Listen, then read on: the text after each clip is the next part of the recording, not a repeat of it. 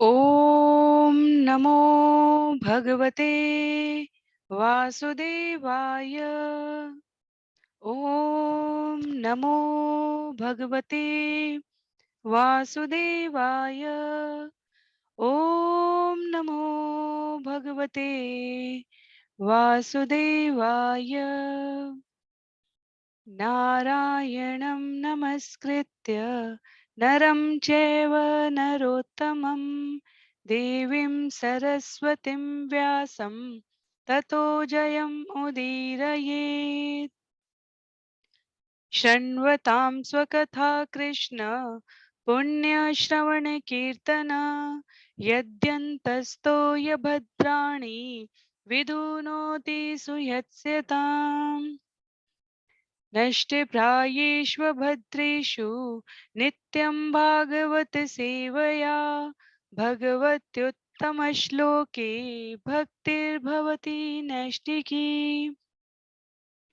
ॐ अज्ञानतिमिरान्धस्य ज्ञानाञ्जनशलाकया चक्षुः उन्मीलितं येन तस्मै श्रीगुरवे नमः। मूकं करोति वाचालं पङ्गुं लङ्घयते गिरिं यत्कृपातमहं वन्दे परमानन्दमाधवं।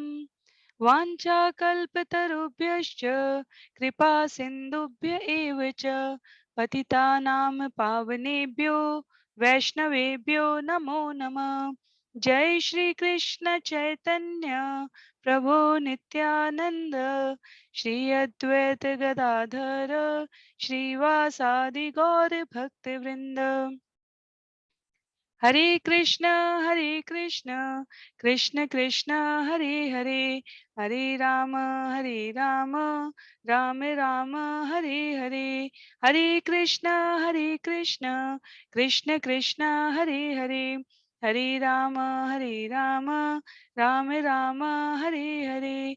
हरे कृष्ण कृष्ण कृष्ण हरे हरे, हरे राम राम राम हरे हरे। हरे कृष्णा। आप सभी को दंडवत प्रणाम। श्रीमद् भागवतम महापुराण के इन सत्रों में आप सभी का स्वागत है। हम सभी यहाँ पर स्कंद 3 अध्याय 1 के तीसरे सत्र में विदुर द्वारा पूछे गए प्रश्न, इस अध्याय का श्रवण पठन और मनन करने का प्रयास कर रहे हैं। श्रीमद् भागवतम संपूर्ण पुराण सत्र का यह 117वां सत्र है और स्कंद 3 के प्रथम अध्याय का संभवतः अंतिम सत्र है।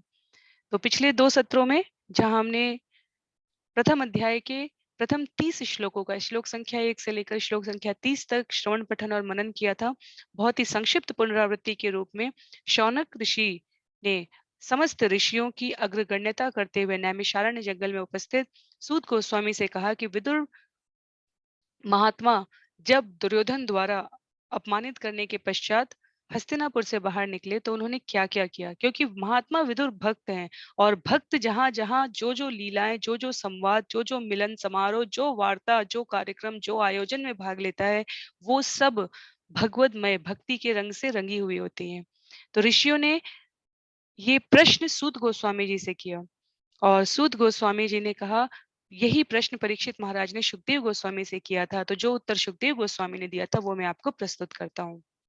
तो इसलिए प्रथम 30 श्लोकों में सुखदेव गोस्वामी महाराज परीक्षित के प्रश्नों का उत्तर देते हुए बताते हैं कि विदुर महात्मा विदुर, दुर्योधन के धृतराष्ट्र ने उनको बुलाया। धृतराष्ट्र द्वारा नीति निर्देशक, राजनीतिक सलाहकार, सुझाव के रूप में उन्हें आमंत्रित किया गया था राजमहल में, जहां दुर्योधन, दुशासन, अधर्मी पुत्र जो धृतराष्ट्र के हैं वो, कर्ण, शकुनी, ये सब विद्यमान थे। और धृतराष्ट्र को नीति परक सही मार्ग, धर्म का मार्ग बताते हुए जब महात्मा विदुर ने कहा कि तुमने अपने चचेरे भाई के पुत्रों के साथ तुमने जो व्यवहार किया है अपने भतीजों के साथ, वो बिल्कुल अनुचित है, वो धर्म संगत नहीं है।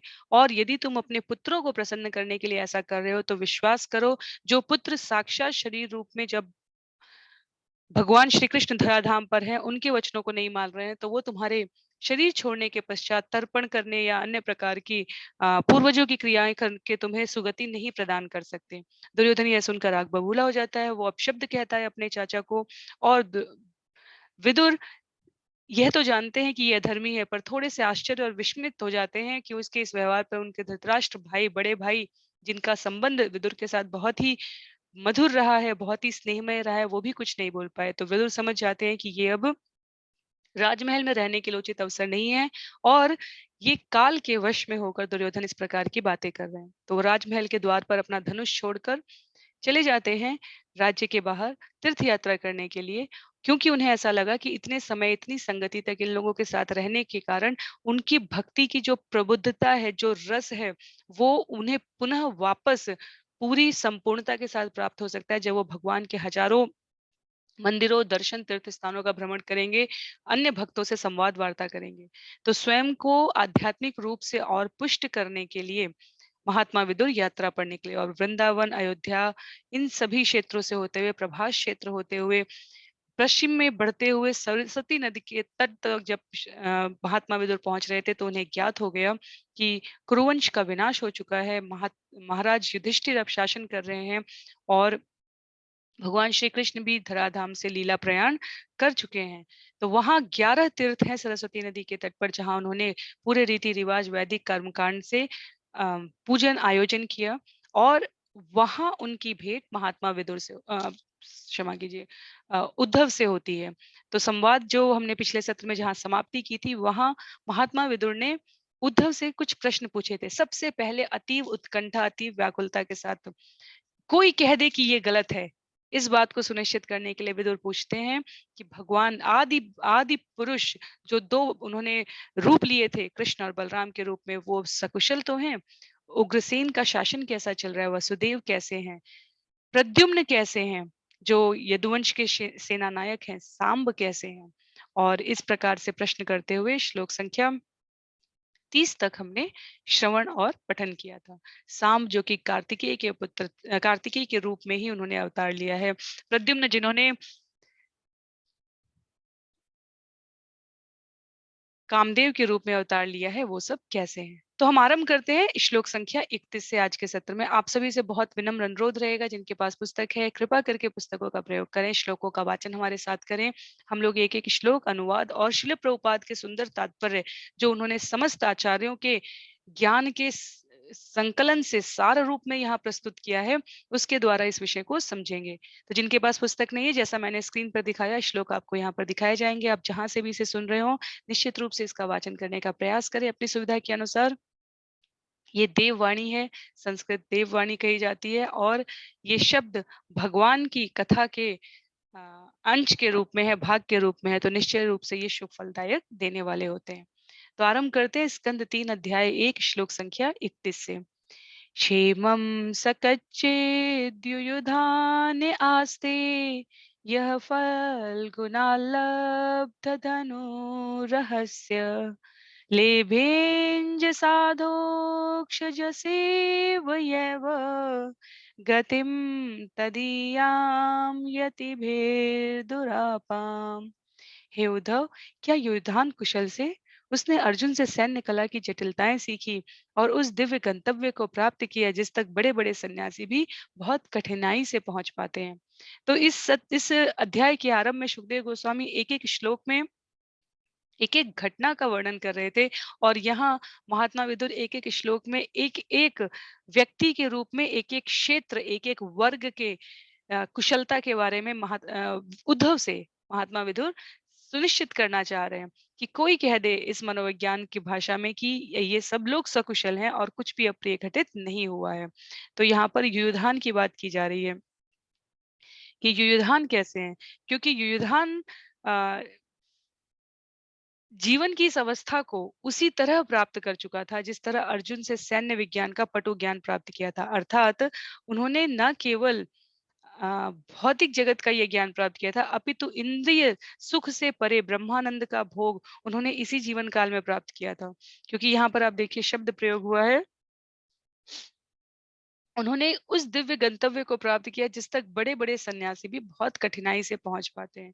तो भगवान के लिए शब्द जो प्रयोग किया जाता है, श्रील प्रभुपाद कहते हैं कि भगवान अधोक्षज है, अर्थात इंद्रियों से परे हैं। और अर्जुन से सैन्य कला की जटिलताएं सीखने का अर्थ हुआ कि जो ज्ञान, जो आह्लाद भगवान ने अर्जुन को प्रदान किया था।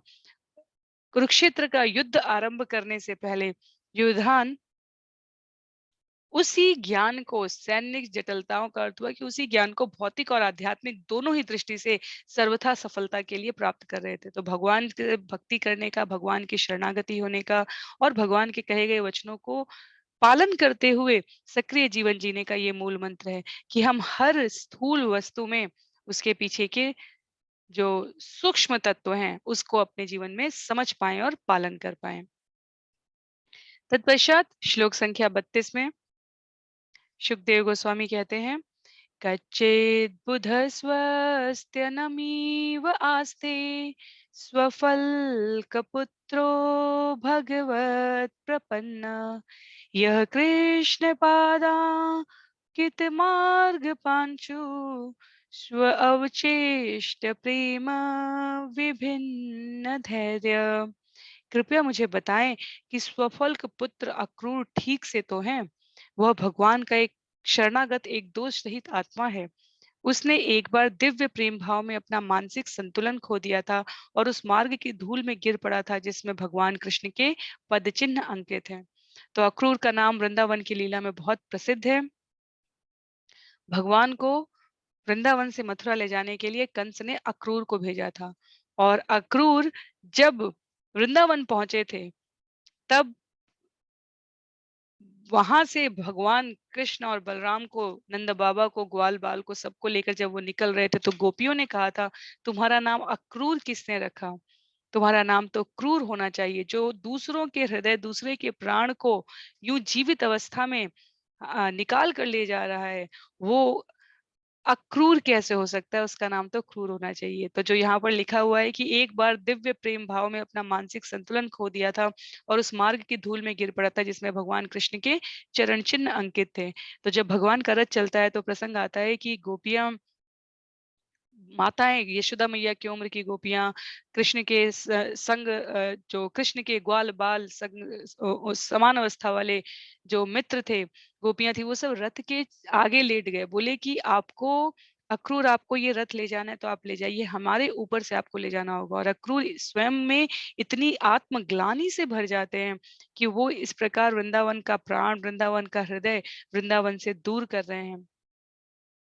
इतने वो भावमग्न हो गए, किस प्रकार पूरा वृंदावन कृष्ण के सतत विचारों में पूर्णतया निमग्न है। और प्रसंग आता है कि जब वो थोड़ा आगे बढ़े तो कृष्ण और बलराम ने कहा कि थोड़ा रथ रोक लेते हैं और यमुना में स्नान कर लेते हैं, क्योंकि अक्रूर का मन बहुत शुद्ध हो गया था कि वो बहुत ही कुछ गलत कार्य कर रहे हैं इस प्रकार कृष्ण और बलराम को लेने के लिए। उन्होंने सोचा, मैं बिना कृष्ण बलराम के वापस चला जाऊंगा मथुरा, और भले ही कंस मुझे मार डाले, लेकिन मैं इन भक्तों को, इन शुद्ध निश्चल प्रेम करने वाले ब्रजवासियों को ये कष्ट नहीं दे सकता कि कृष्ण को इनसे दूर कर दूं। तो वहां पर ये इन्हीं विचारों में निमग्न वो रथ चलाए जा रहे थे। तो कृष्ण ने कहा कि रथ थोड़ा रोक देते हैं। और जब वो यमुना में स्नान करने जाते हैं अक्रूर संध्या वंदन करने के लिए, तो वो जल के अंदर उन्हें कृष्ण की वही झांकी दिखती है जो बाहर रथ पर बैठी है। तो जब वो अंदर डुबकी लगाए तो उन्हें कृष्ण दिखे, जब वो बाहर देखे तो वो रथ पर बैठे मुस्कुरा रहे हैं। तो अक्रूर समझ गए कि भगवान ने मेरा शोक संवरण करने के लिए ये लीला प्रस्तुत की है, ताकि मैं इस मोह में ना आ जाऊं कि मैं कंस के कहने से कृष्ण को ले जा रहा हूँ, मैं ले जाने वाला हूँ। ये मोह मुझे नहीं होना चाहिए। मुझे समझना चाहिए भगवान ये मुझसे करवा रहे हैं। इस तो उनका थोड़ा शोक संतप्त वहां पर होता है। पर उसके पश्चात भी अक्रूर और उद्धव दोनों के लिए ये प्रसंग आता है। ब्रजवासियों का इस प्रकार का लोभ देख, स्नेह देखकर, ब्रजवासियों की इस प्रकार की भगवान के प्रति विह्वलता देखकर, उन्होंने उस व्रज रज में स्वयं को लिपट लिपट कर इस प्रेम भक्ति को मांगा है। तो इसलिए यहाँ पर कहा गया है कि भगवान के शुद्ध भक्त के रूप में सदैव सोचते रहने के कारण जो दिव्य भावनाएं हैं वो विभिन्न मोड़ ले लेती हैं, और ऐसा लगता है कि भक्त पागलपन का शिकार हो गया, मानसिक संतुलन खो गया। पर अर्थ इसका वास्तव में ये हुआ कि वो इस भौतिक जगत में रहते हुए भी सदैव आध्यात्मिक क्रियाकलाप, आध्यात्मिक चिंतन में रहने लगे। वास्तव में इस भाव के सबसे बड़े उदाहरण स्वयं हमारे चैतन्य महाप्रभु हैं। हम सभी जानते हैं कि कृष्ण जगन्नाथ, चैतन्य महाप्रभु तीनों अभिन्न हैं, पर चैतन्य अवतार में भगवान भक्त अवतार बनकर आए हैं। तो वो उस रसास्वादन को वहाँ पर महसूस करना चाहते हैं जो राधा रानी ने किया है। तो चैतन्य लीला सबसे बड़े इस रस के जो हम कह सकते हैं कि आगार हैं। श्रील प्रभुपाद भी लिखते हैं कि भगवान चैतन्य ने दिव्य भाव का वो सर्वश्रेष्ठ उदाहरण प्रस्तुत किया जिससे कि हमें ईश्वर के इस अवतार के जीवन में भक्त कैसे व्यवहार करता है सर्वोच्च उत्कृष्ट अवस्था में उसको प्रस्तुत किया है। तो अक्रूर इसीलिए अक्रूर बहुत ही सुंदर चरित्र है। दशम स्कंध में उनके बारे में और आएगा। कच्चिक्षिवं देवक भोजपुत्र्या विष्णु प्रजाया इव देवमातुः या वै स्वगर्भेण दधार देवं त्रयी यथा यज्ञवितानमर्थम्। जिस तरह सारे वेद याज्ञिक कार्यों के आगार हैं, उसी तरह राजा देवक भोज की पुत्री ने देवताओं की माता के ही सदृश भगवान को अपने गर्भ में धारण किया। क्या वह देवकी कुशल से हैं?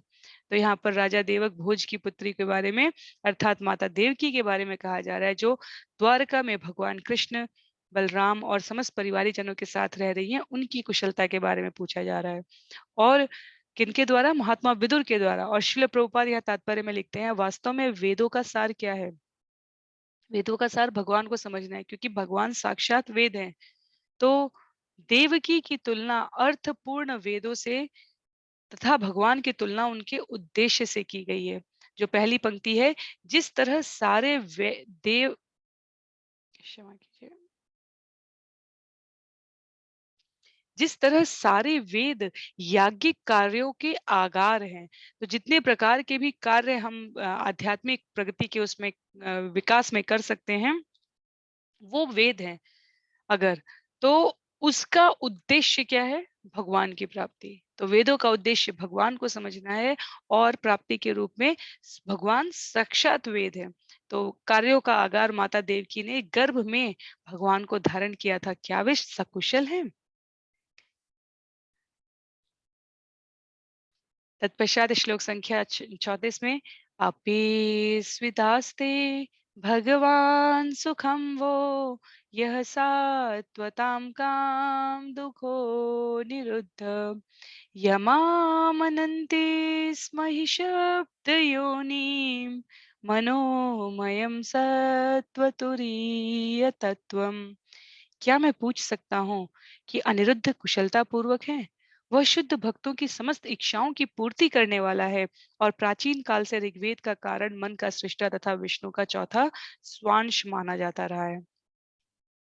तो हम सबको पता है संकर्षण विस्तार में जो चार प्रमुख जब बलदेव जी चतुर्भुज व्यू अवतार की बात की जाती है तो वासुदेव, संकर्षण, प्रद्युम्न और अनिरुद्ध की बात होती है। ये सभी विष्णु तत्व हैं और अलग-अलग भगवान की लीलाओं में ये अलग-अलग रूप में स्वयं को प्रस्तुत करते हैं भगवान के साहचर्य के लिए, भगवान के साथ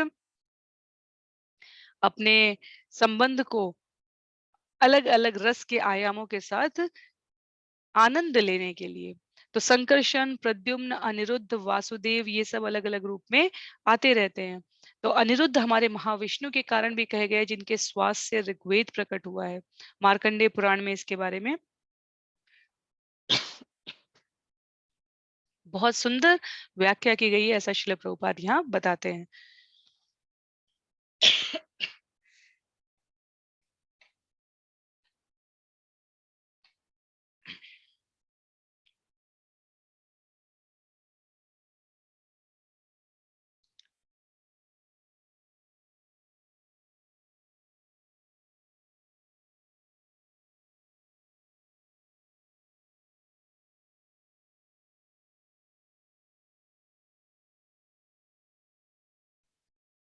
श्लोक संख्या 35 में कहते हैं सुखदेव गोस्वामी कि महात्मा विदुर पूछ रहे हैं अपि स्विदन्ये च निजात्मदेव मनन्यवृत्त्या समनुव्रता ये यदि कसत्यात्मज चारुदेष्णा गदादय स्वस्ति चरन्ति सौम्य। हे भद्र पुरुष, अन्य लोग यथा हिदीक चारुदेश तथा सत्यभामा का पुत्र जो श्री कृष्ण को अपनी आत्मा के रूप में मानते हैं और बिना किसी विचलन के उनके मार्ग का अनुसरण करते हैं, ठीक से तो हैं। तो सभी प्रकार के परिवारीजन, संबंधियों, सेनानायकों, अ, मित्रों, हितैषियों के बारे में जब उद्धव से महात्मा विदुर पूछ रहे हैं, तो वास्तव में हमें परिचय प्राप्त हो रहा है कि ये सभी भगवान के नित्य पार्षद ही तो हैं। अर्थात जब भगवान लीला गमन करेंगे तो उनके पार्षद भी यहाँ पर रहते हैं। जब चैतन्य महाप्रभु ने लीला गमन किया, तो उस चैतन्य चरितामृत में वर्णन आता है कि उस दिन से लेकर अगले कुछ दिनों तक में इतने भक्तों ने अपने प्राणों को, क्योंकि वैसे भी वो भौतिक धराधाम में सिर्फ शरीर मात्र से रहते थे और उनका जो सदा सर्वदा का संबंध है वो भगवान के शाश्वत जगत नित्य लोक से है। तो जैसे ही भगवान की लीला यहाँ पर समाप्त होती है, प्रकृति अपने आप को प्रकृति से ही अपने आप को ये नित्य पार्षद विलग कर लेते हैं। जैसे कहीं कुछ कार्यक्रम आयोजित होना है, तो सभी प्रकार की टेंट व्यवस्था, लाइट की व्यवस्था, साउंड सिस्टम सब व्यवस्थित किया जाता है। जैसे ही कार्यक्रम समाप्त होता है, वो सब वहाँ पे हटा लिया जाता है। तो भगवान ये स्टेज, भौतिक जगत मर्त्यलोक में स्टेज पर परफॉर्म करने आते हैं और जब वो परफॉर्म करने आते हैं तो अपने उनके साथ पार्षद आते हैं और जैसे ही मुख्य अभिनेता, मुख्य पात्र अपने आप को स्टेज पर से हटाता है, उसी समय सारे लोग हटा लेते हैं। तो यदुवंश के बारे में हम आगे पढ़ेंगे तो हमें ये भ्रम नहीं होना चाहिए कि वास्तव में वो लोग बड़े दंभी, पाखंडी या अहंकारी हो गए थे। महात्मा विदुर यहाँ जब परिचय के रूप में भी उनकी कुशलता पूछ रहे हैं, तो हमें ये ज्ञात हो रहा है कि ये सभी सदा सर्वदा भगवान के साथ रहने के लिए आए हैं। अर्थात जब भगवान जाएँगे धराधाम से लीला संवरण करके, तो निश्चित रूप से ये पात्र भी यहाँ से प्रयाण कर जाएँगे। माध्यम कुछ भी बने, पर वो यहाँ पर सदा सर्वदा रहने नहीं आए हैं। वो तो सदा सर्वदा भगवान के साथ रहकर लीला में सहभागी होते आए हैं। अपि स्वदोर्भ्यां विजयाच्युताभ्यां धर्मेण धर्म परिपाति सेतुं दुर्योधनोऽतप्यत् यत्सभायां साम्राज्यलक्ष्म्या विजयानुवृत्त्या। अब मैं पूछना चाहूंगा कि महाराज युधिष्ठिर धार्मिक सिद्धांतों के अनुसार तथा धर्मपद के प्रति सम्मान सहित राज्य का पालन पोषण कर तो रहे हैं। पहले तो दुर्योधन ईर्ष्या से जलता रहता था, क्योंकि युधिष्ठिर कृष्ण तथा अर्जुन रूपी दो बाहुओं के द्वारा रक्षित रहते थे, जैसे वे उनकी अपने ही भुजाएं हों। तो महाराज युधिष्ठिर को राज्य संचालन के लिए नियुक्त कर दिया गया है। ये महात्मा विदुर ने अपने प्रश्न के साथ ही उद्धव के सामने स्वीकार किया कि उनको पता है, क्योंकि महाराज युधिष्ठिर का अर्थ हुआ कि धर्म के प्रतीकात्मक और अर्जुन और कृष्ण रूपी दो बाहुओं द्वारा वो रक्षित रहते थे। इसका अर्थ ये हुआ कि महाराज जिस जीवन में धर्म रहता है, वहां भगवान और भक्तों का संग, ये दो चीजें निश्चित रूप से अवस्थित रहती हैं। तो महाराज युधिष्ठिर धर्म के प्रतीक हैं, अर्जुन परम भक्त है, भागवत है और भागवत का जो स्रोत है वो स्वयं पूर्ण पुरुषोत्तम भगवान है। हमारे जीवन में धर्म है, इसका अर्थ ये है कि हम अब भक्तों के संग में होंगे और निश्चित रूप से हमारे जीवन में भगवान की कथा, नाम, रूप, यश, गुणगान बना हुआ है। तो विदुर कहते हैं कि दुर्योधन जो नास्तिक होते हैं, नास्तिक कोई नहीं होता वैसे तो, नास्तिक एक शब्द है जो एक प्रकार की मानसिकता का द्योतक होता है, पर अंदर से कोई भी व्यक्ति नास्तिक नहीं हो सकता। नास्तिक का अर्थ हुआ ये उसकी अपनी परिकल्पना है कि ईश्वर का अस्तित्व नहीं है, पर उसके जो ये कह रहा है कि ईश्वर का अस्तित्व नहीं है, वास्तव में वो ये कहने में भी सक्षम इसलिए है क्योंकि उसके भीतर ईश्वर विराजमान है। तो जो इन्हें इनके लिए भगवत गीता में शब्द प्रयोग हुआ है, नराधम, मूढ़, शुष्क दार्शनिक, ये प्रकार के लोग भगवान के अस्तित्व को नहीं मानते हैं, पर उनके मानने न मानने से, औ जानन्ति माम मूढ़ा, उनके मानने न मानने से कोई फर्क नहीं पड़ता। लेकिन ये निश्चित है कि जो बीमार है भौतिक समस्याओं भौतिक गुणों से, समस्याओं से नहीं, समस्याएं सभी के जीवन में है, जो भौतिक गुणों के संसर्ग से इतना अधिक माया में फंस चुका है, उसको उसको आध्यात्मिक उसकी बीमारी है, उसे आध्यात्मिक ज्ञान, जैसे पीलिया के रोगी को जो उदाहरण दिया था श्रील प्रभुपाद ने कि मिश्री का स्वाद पसंद नहीं आता। कहा जाता है कि गन्ने का जूस पिलाते रहना चाहिए जब तक कि रोगी को सही स्वाद गन्ने के जूस का ना आ जाए, तब तक समझना चाहिए कि वो बीमार है। क्योंकि गन्ने का जूस स्वस्थ व्यक्ति को मीठा लगता है। भगवान की कथा, भगवान का संग स्वस्थ आध्यात्मिक रूप से स्वस्थ व्यक्ति को बहुत रुचिकर लगेगा।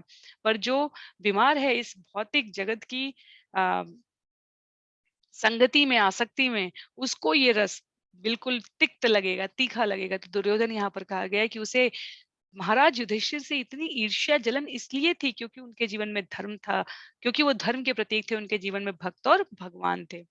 तो यहाँ पर ये कथा चल रही है और कथा के साथ-साथ प्रतीकात्मक संबंधों के द्वारा श्रील प्रभुपाद व्याख्या में विषय का स्पष्टीकरण सुनिश्चित करते जा रहे हैं। श्लोक संख्या 37 में किं वा कृताघेष्वघमत्यमर्षिं भीमो अहिवदीर्घतमं व्यमुञ्चत् यस्याङ्घ्रिपातं रणभूर्णसेः मार्गं गदायाश्चरतो विचित्रम्। कृपया मुझे बताएं, क्या विषैले सर्प तुल्य एवं अजेय भीम ने पापियों पर अपना दीर्घकालीन क्रोध बाहर निकाल दिया है? गदा चालन के उसके कौशल को रणभूमि भी सहन नहीं कर सकती थी जब वह उस पथ पर चल पड़ता था। विषैले सर्प तुल्य भीम यहाँ पर क्यों कहे गए हैं? क्योंकि एक बार दुर्योधन की विशेष वैमनस्य, युधिष्ठिर से उनका वैमनस्य था क्योंकि वो राजगद्दी के उत्तराधिकारी के रूप में उनको देखता था, और भीम से उनका विशेष वैमनस्य इसलिए था क्योंकि दोनों ही गदाधारी थे, दोनों में मल्ल युद्ध, गदा युद्ध, इसमें भीम और दुर्योधन जैसे कर्ण और अर्जुन के लिए तीर धनुष बाण की प्रतिस्पर्धा थी, वैसे ही अ, भीम और दुर्योधन के लिए मल्ल युद्ध, गदा युद्ध की थी। तो एक बार भीम को दुर्योधन ने षड्यंत्र रचकर विष पीने के लिए दे दिया था, और विष पीकर भीम मूर्छित होकर अ, जब जलाशय में गिर पड़े थे, तब वहाँ उन्हें जो सर्प बंदी बनाकर सर्पों के जो प्रतिनिधि हैं नाग जाति के, वो उनको लेकर गए थे, और जैसे सर्प सर्प को विष विष को काटता है, वैसे ही वहां से जब वो लौटते हैं तो वो इतना बड़ी मात्रा में विष उन्होंने उनके शरीर में चला गया था कि उनका जो बल था वो 10,000 हाथियों से, जो उनको उस विष को काटने के लिए उन्हें पेय दिया गया था, वो पीने के पश्चात उनका बल 10,000 हाथियों के समान हो गया था। तो इसीलिए विषैले सर्प की भांति अपना क्रोध निकालने का अर्थ ये हुआ कि जो उनके अंदर दीर्घ काल से भीम के अंदर, क्योंकि युधिष्ठिर बहुत सौम्य थे, अर्जुन शरणागत थे, पर भीम प्रत्यक्ष रूप से जैसा जब जो देखते थे वो स्पष्ट रूप से व्यक्त करते थे। तो उन्होंने वो देख सकते थे कि दुर्योधन ये सब कुछ, दुर्योधन और उनके साथ संगी साथी मामा शकुनी ये सब जानबूझकर कर रहे हैं, वारणावत को जलाने से लेकर द्रौपदी के चीरहरण तक, और दुशासन की वो स्मृति उनके मनः पटल से विस्मृत नहीं हो पाती थी जब उन्होंने जंघा की ओर इशारा करते हुए कहा था द्रौपदी को कि आओ यहाँ बैठो। ये अपमानजनक था, अत्यंत अपमानजनक था। तो भीम ने कहा था कि अ, दुशासन वस्त्रों को खींच रहे थे, दुर्योधन ने जंघा की तरफ इशारा किया था। तो कथा रूप में ये बातें हमें पता है। सार रूप में इसका ये है कि दुर्योधन और दुशासन के व्यवहार से अत्यंत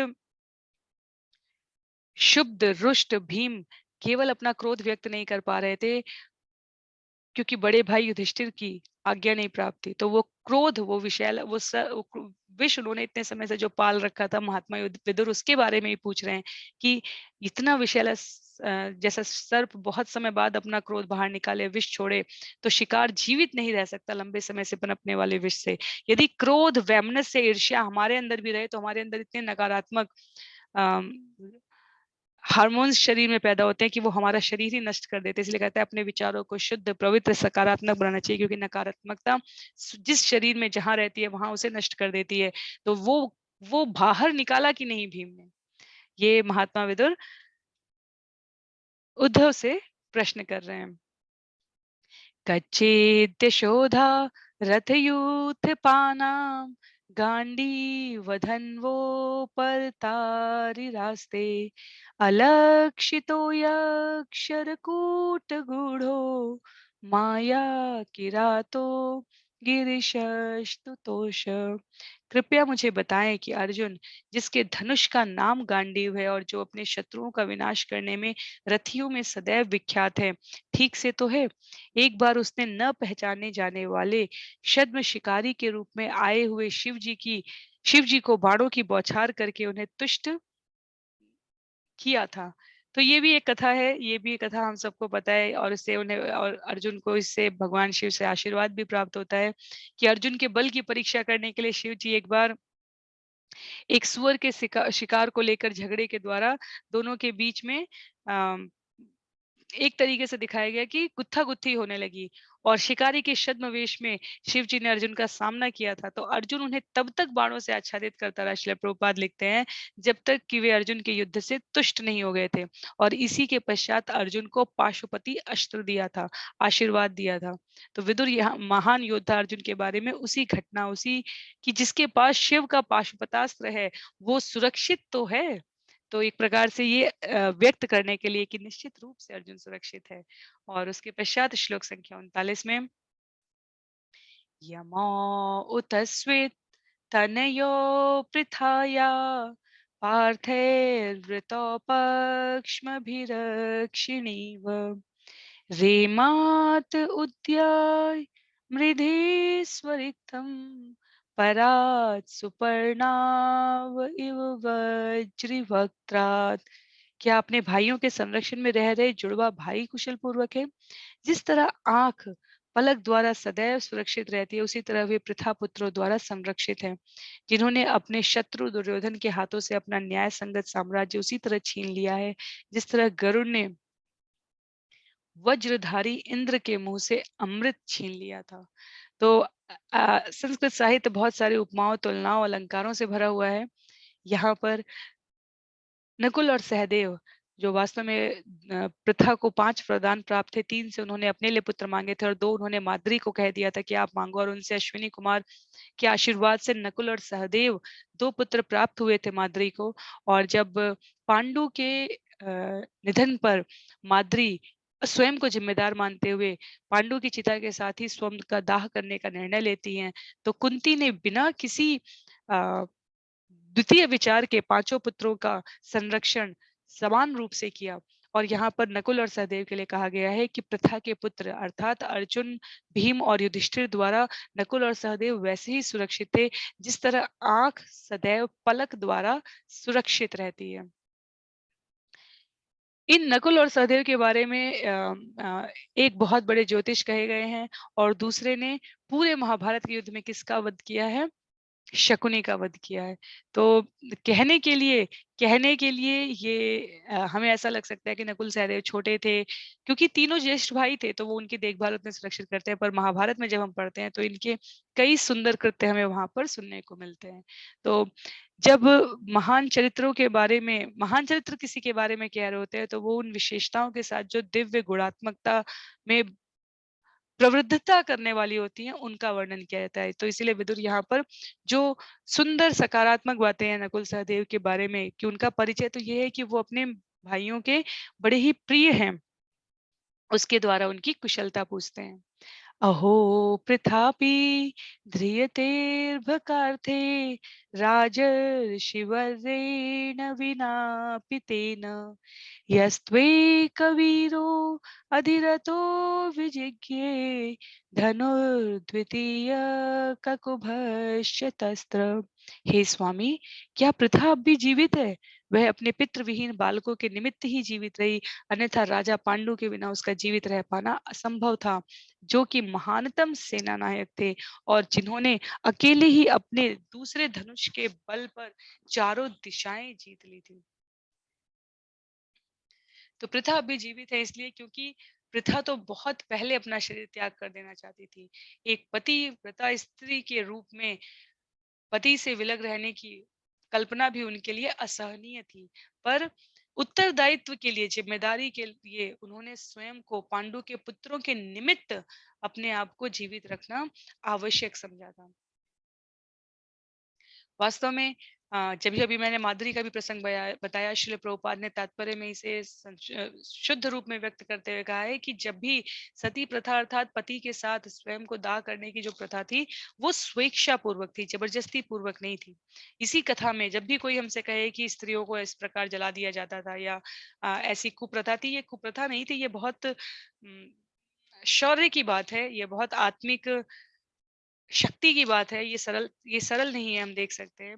तो ये आत्महत्या की श्रेणी में भी इसलिए भी नहीं आता क्योंकि ये किसी किसी भौतिक कामना, लाभ, लिप्सा, आकांक्षा की अम, आपूर्ति न होने पर नहीं किया जा रहा है। ये जो शास्त्रों में पति और पत्नी का संबंध बताया गया, उसके निहितार्थ किया गया है। जब हम स्कंद 1 में धृतराष्ट्र का प्रसंग पढ़ते हैं, तो वहां भी हमने देखा कि पति के शरीर से जो योगाग्नि उत्पन्न हुई थी गांधारी ने, और धृतराष्ट्र की उस योगाग्नि से उनका कुटीर, पर्ण कुटीर जो उन्होंने वहां पर स्थापित किया था, उसमें भी आग लग गई थी। तो गांधारी ने स्वयं प्रवेश किया था, किसी ने उनको ढकेला नहीं था वहां पर, किसी ने उनसे जबरदस्ती नहीं की थी, किसी ने उनको कुछ नहीं कहा था, पर गांधारी ने स्वयं प्रवेश किया। माद्री ने यहाँ पर पांडु के निधन के पश्चात, पांडु बहुत बड़े शक्तिशाली उसमें रहे हैं, विजयी युद्धों में नायक रहे हैं, और जब माद्री ने निर्णय किया तो एक ने किया और एक ने नहीं किया, तो स्पष्ट होता है कि स्वेच्छा से तो होता था।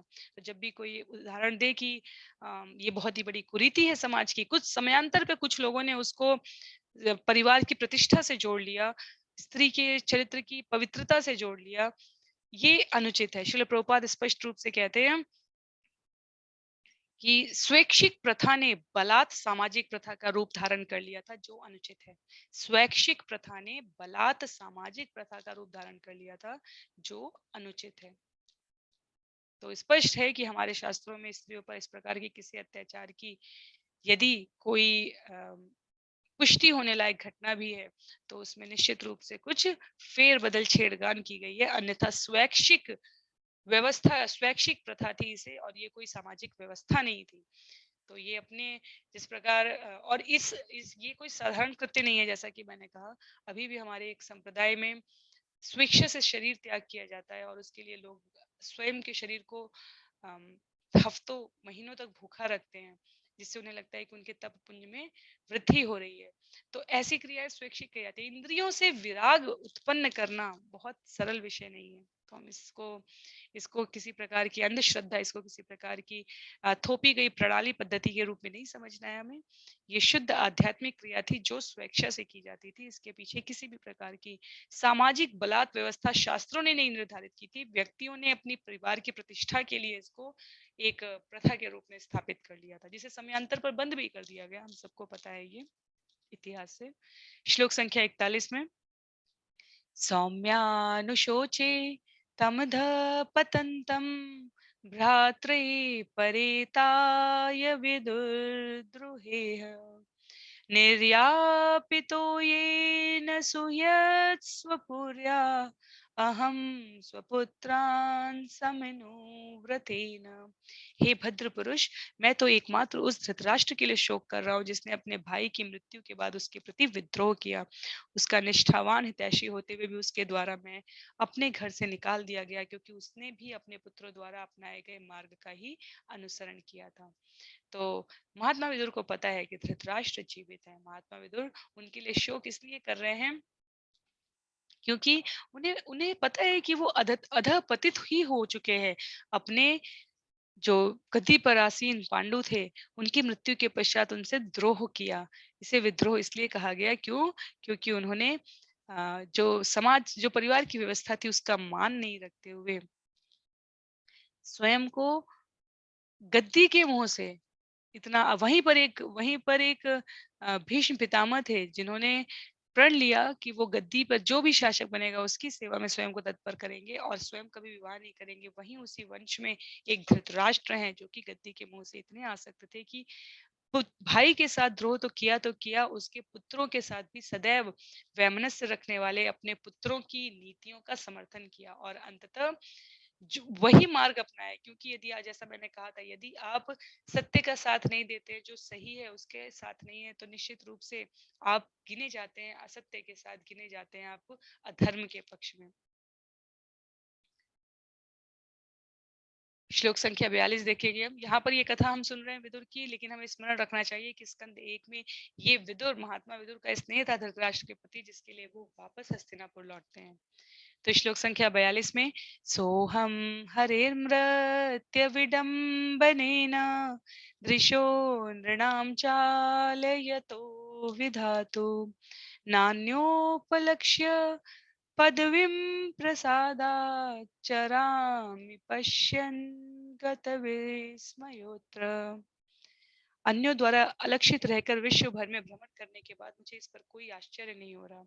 भगवान के कार्यकलाप जो इस मर्त्यलोक के मनुष्य जैसे हैं, अन्यों को मोहित करने वाले हैं, किंतु भगवान की कृपा से मैं उनकी महानता को जानता हूँ, अतएव मैं सभी प्रकार से सुखी हूँ। तो धृतराष्ट्र और उनके पुत्रों के व्यवहार के सापेक्ष महात्मा विदुर यहाँ पर कह रहे हैं कि पूरे तीर्थों का, पूरे मर्त्यलोक का इस धराधाम पे भ्रमण करने के पश्चात मुझे इस व्यवहार से कोई आश्चर्य अब नहीं होता। क्यों? क्योंकि वास्तव में भगवान की जो बहिरंगा शक्ति है, उनका प्रभाव, उनका विस्तार, उनका फंदा वास्तव में इतना जकड़ने वाला है कि धृतराष्ट्र, दुर्योधन, साधारण मनुष्य, किसी की भी बात की जाए, वो मोहित बुद्धि से ग्रसित हो ही जाता है। वो इस जगत की वस्तुओं को ही शाश्वत समझने लगता है। जैसे श्रील प्रभुपाद अमेरिका में 1967 में समुद्र के किनारे भ्रमण कर रहे थे। अपने दो जो उनके उस समय के अनुयायी थे, कीर्तनानंद और हयग्रीव। तो हयग्रीव ने जब वो समुद्र के किनारे भ्रमण कर रहे थे, तो श्रील प्रभुपाद कहते थे ये जगत क्या है? ये जगत अशाश्वतम दुखालय में, भगवत गीता का जो श्लोक का 1/4 हिस्सा है। तो हयग्रीव जब श्रील प्रभुपाद किनारे किनारे भ्रमण कर रहे थे, बीच बीच में हरिनाम जप कर रहे थे, बाकी समय वो चुप थे, एक दो बार ही कुछ बोल रहे थे। तो हयग्रीव ने कहा कि महासागर शाश्वत लगता है, अर्थात ये समुद्र जो है ये शाश्वत लगता है, प्रशांत महासागर। तो श्रील प्रभुपाद ने कहा था नहीं, कुछ भी शाश्वत नहीं है। तो वही महात्मा विदुर यहाँ पर कह रहे हैं कि लोगों को लगता है कि ये शाश्वत है, ये संबंध, ये हमारी जो उपलब्धियां हैं, पर वास्तव में इस जगत में कुछ भी शाश्वत नहीं है।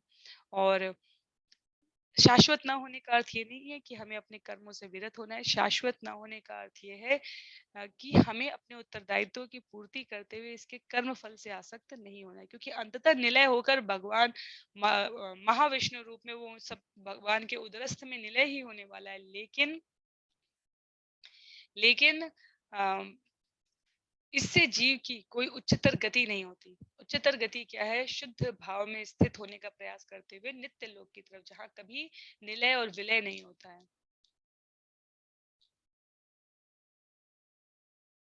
तत्पश्चात श्लोक संख्या 43 में, नूनम नृपाणाम त्रिमदोत्पथानाम महिम मुहुश्चालयताम चमूभि वधात् प्रपन्नार्तिजिहीर्षयेषोऽप्युपेक्षितागम भगवान कुरुणाम।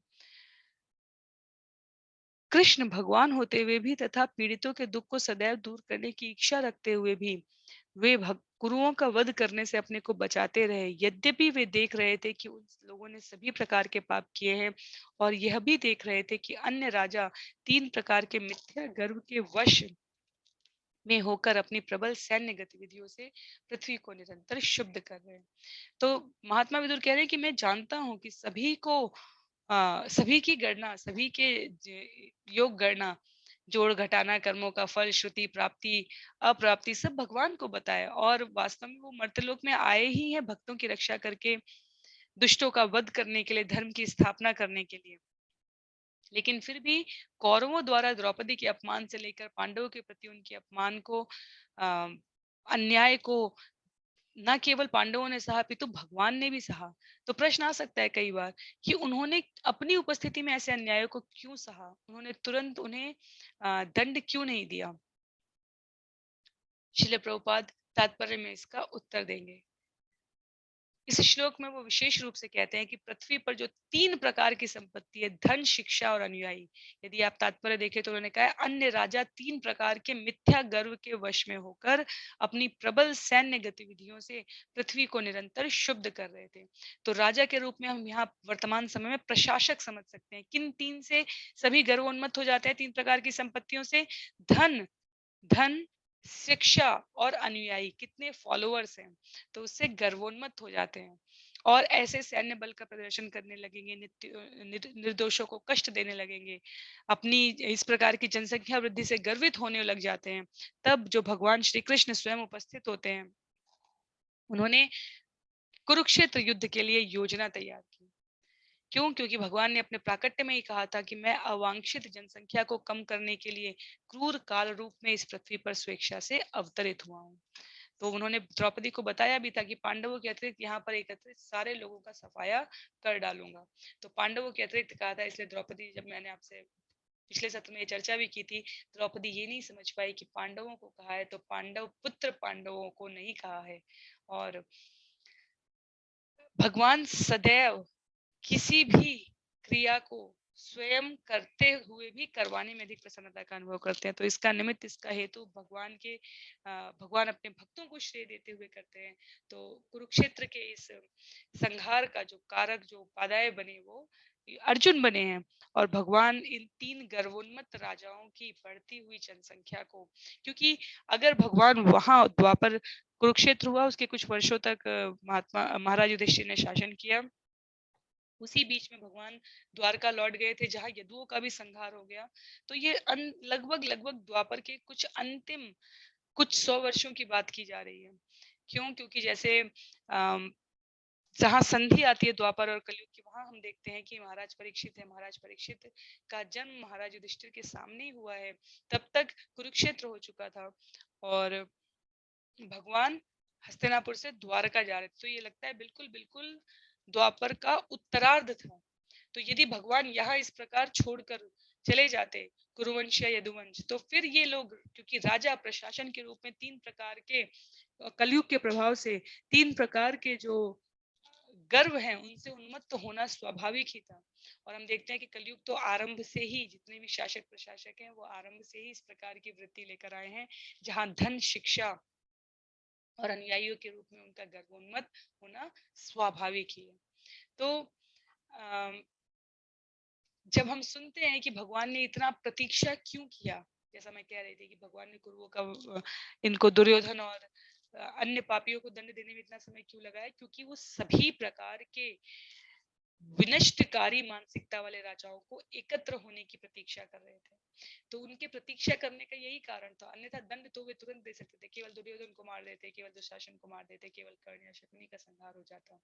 पर उन्होंने सारे संसार के सारे दुष्टों के एकत्र होने की प्रतीक्षा की, श्री प्रभुपाद तात्पर्य में कहते हैं। और यही कारण था कि उन्होंने बिल्कुल अचानक से नहीं संहार किया, अपितु पूरी व्यवस्था पूर्वक विनष्ट किया इन अराजक तत्वों को।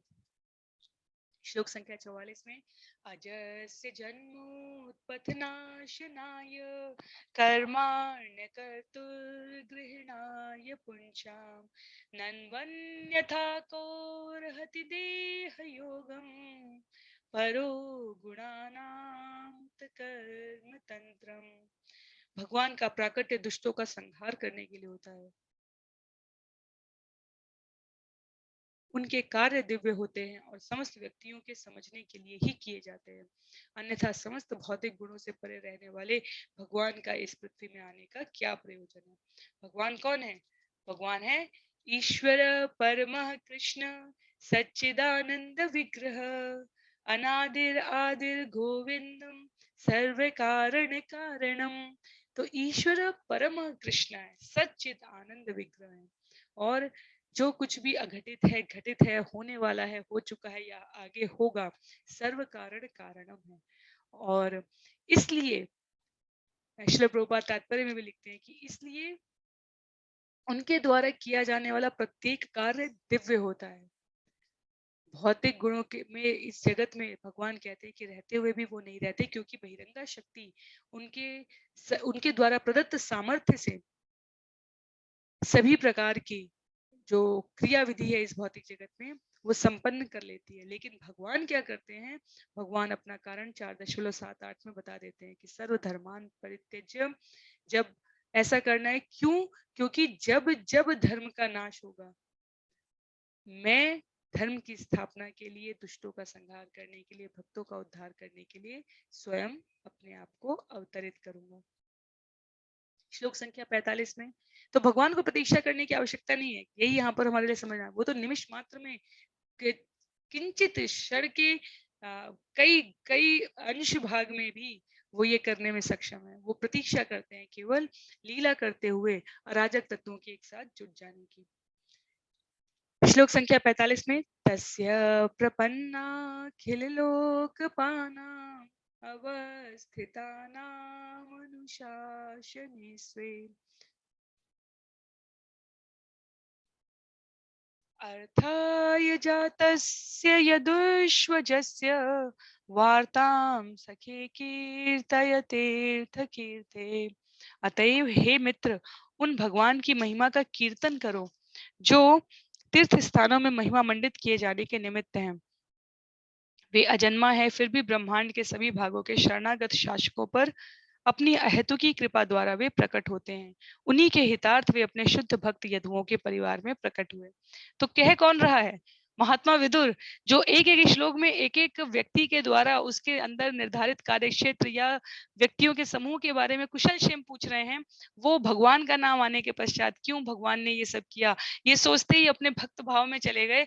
और महात्मा विदुर उद्धव से कहते हैं, हे मित्र, सब छोड़कर भगवान की लीला का गुणगान करो, कीर्तन करो, तीर्थ स्थानों में महिमा मंडित किए जाने के जो निमित्त है। क्योंकि वो उसी उसी अवस्था में, मानसिक अवस्था में, जहाँ पर वो तीर्थ स्थान भ्रमण करते हुए भगवान की उस सुंदर लीला स्मरण को अपने हृदय में धारण कर रहे थे। तो इस प्रकार से ये हमारा महात्मा विदुर और उद्धव के संवाद के साथ इस वर्णन में ही ये हमारा प्रथम अध्याय विदुर द्वारा पूछे गए प्रश्न यहाँ पर समाप्त होता है। तो अगले सत्र में ईश्वर की असीम अनुकंपा से हम स्कंद 3 अध्याय 2 आरंभ करने जा रहे हैं, भगवान कृष्ण का स्मरण। क्योंकि उद्धव के साथ जहाँ पर भगवान श्री कृष्ण ने ये वार्ता, भगवान श्री कृष्ण के बारे में विदुर ने ये वार्ता यहाँ पर समाप्त की है। वास्तव में उन्होंने ऐसा नहीं कहा कि प्रथम अध्याय समाप्त हो गया, अब द्वितीय अध्याय समाप्त होने जा रहा है, आरंभ होने जा रहा है। ये आचार्यों की अपनी, विद्वत जनों की अपनी विषय की गंभीरता और सुस्पष्टता पाठकों के लिए सुनिश्चित करने के लिए अध्यायों का वर्गीकरण होता है। तो जैसे ही महात्मा विदुर उस भाव में पहुंचे जहां वो भगवान श्री कृष्ण के जन्म के, अवतार के हेतु के बारे में सोचने लगे, तो आचार्यों को लगा कि अब ये विषय एक अलग मोड़ पर है, एक अलग भाव में है। और विदुर द्वारा पूछे गए प्रश्न यहाँ समाप्त हो रहे हैं। क्यों? क्योंकि हमने अंतिम श्लोक में ही देखा कि किस प्रकार वो भगवतमय होने जा रहे हैं, अपने बारे में, अपनी अनुभूतियों के बारे में, भगवान के साथ संबंधों के बारे में उनकी क्या समझ है, ये सब प्रस्तुत करने जा रहे हैं।